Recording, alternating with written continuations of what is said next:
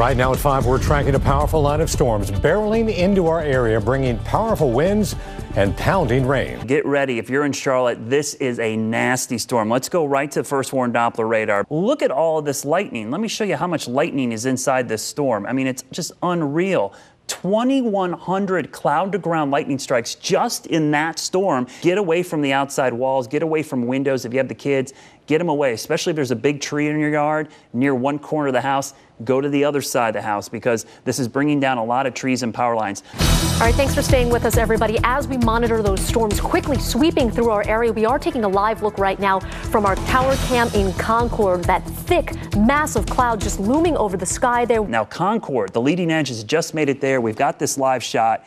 Unbelievable wind and rain has just moved in there. Look at the sideways rain at the QT there. Look at those trees. Now, this is some pretty strong winds. This is almost like a wet downburst, microburst we call these. It looks like a waterfall coming down. So this is a live picture from Concord. This is the leading edge just moving in there.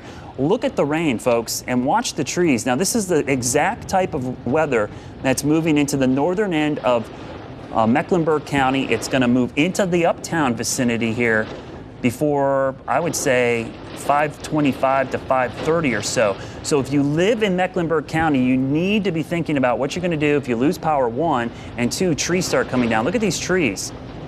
They're bending over. You see all the traffic out there. They have their lights on again. Rush hour time here.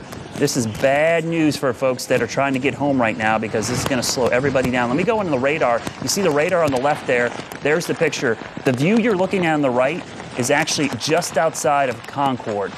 Just relentless wind. It's amazing. It's actually picking up, guys, watching that right now. Wow. We were here as that storm moved in, about 20 minutes long, and joining me now is Shirley Carr. Shirley, thanks for joining us, and we could see the damage to the apartment complex. Tell us what happened here. They kept on flashing the one across the TV. It's a bad thunderstorm coming. So the power went out, and I lit a candle. The whole tree that fell in the apartment. A lot of tree damage. Just to give you an idea, take a look behind me. You can see this crew from the Statesville Fire Department. We ran into them. They were on their way to another scene when they ran into this one. They couldn't get through the road because you see this massive tree down. There are power lines down along with it. We understand this is actually the mayor's mother's house. Just had a chance to talk to these firefighters. They have been going nonstop, they tell me, since 4 o'clock. When the storm blew through here, it blew through hard, it blew through fast. This lieutenant's been with the fire department a long time. He says he worked Hurricane Hugo, and this is the worst thing he's seen since then, describing the massive damage really across Statesville. Tonight, nailed by storms. A powerful derecho brings hail and winds of up to 70 miles an hour. Trees down everywhere. Then you just hear like a lot of crack, crack, boom, and bam, there it is. Tonight, from the ground to the air, our team of reporters is looking out for you. Kind of like a tornado. Down trees, branches, and power lines. For Mike Udy, this is the second time in a week he's cleaning up. Time to move. But now all the trees are gone, so I'm good. Don't have to clean the gutters. Mother Nature packed quite a punch. 9,000 customers lost power citywide. That's just about the time Shirley Carr heard a massive tree come crashing into her apartment. I just had lit a candle because the power had went out. As I sit there, within 5 minutes, the whole tree just fell down. I ran out the back door. The Weaver family was forced to suspend their trip today to the Outer Banks. Half a dozen trees fell on top of their home like dominoes. The winds were horrendous, and it was blowing everything sideways, and winds came down through from up on the street and just knocked all the trees over on the house. Now, the only injury we've heard of tonight is one person in Stanley County trying to move a tree. A lot of trees were down, especially in Albemarle, and I went up an Air Star tonight after the worst part of the storms passed to give you a bird's eye view of the extensive damage.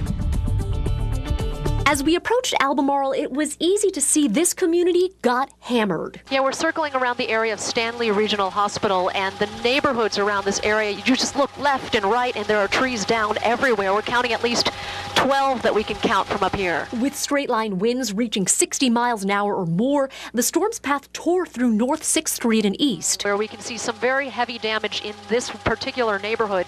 Cars came to a standstill, blocked by debris. Wow, would you take a look at this? This is the area of North 2nd and Montgomery Streets here.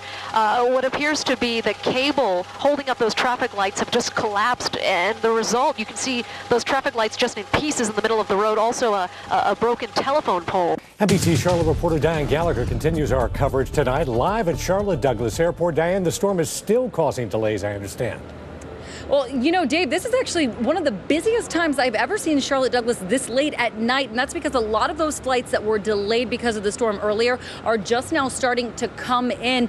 At one point today, you can actually see the lines of people and the cars coming. At one point today, Charlotte Douglas was shut down completely for about an hour to all arriving flights because of cloud-to-ground lightning. But you didn't have to be boarding a plane to know and have the impact of this storm in Charlotte.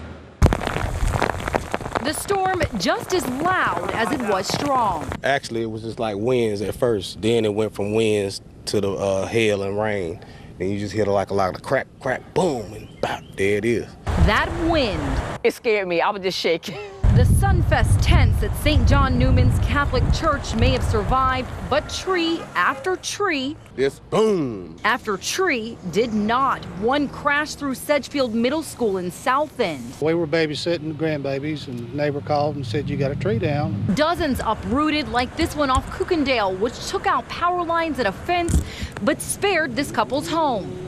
Lucky, yes. Across town, Vaughn Connor's home didn't fare as well. The tree limb right here fell on top of the trailer, tore the whole porch off. The derecho moved through Charlotte during rush hour, causing traffic nightmares, knocking out power. Real cracking noise. It was a scary kind of noise, and it heard like a boom. And knocking down trees across many major roads, blocking neighborhood entrances, preventing people from getting home. This really is the kind of thing that we are seeing all through downtown Statesville. We are talking major trees taken out by this storm. Also power lines. You can see right here, they are dangling across the road. In our travels, though, in the last hour or so all across Statesville, we're seeing giant power lines completely blocking major roads through downtown Statesville. We're also seeing these giant trees, but what's so incredible, even here in this location, the tree narrowly missed actually landing on the house, and that's pretty much the story we're hearing all across Statesville.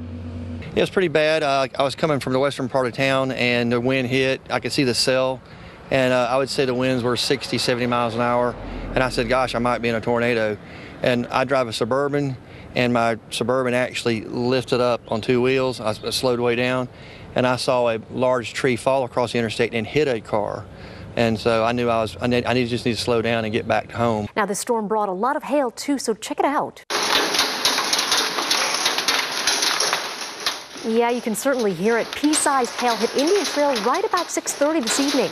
Your Kelly Fitzsimmons sent us this video of it falling on her backyard furniture.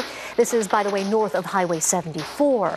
Now, it was banging down on the hood of photojournalist Ken Shermer's live truck. This was on Remount Road and South Boulevard, just south of Uptown this evening.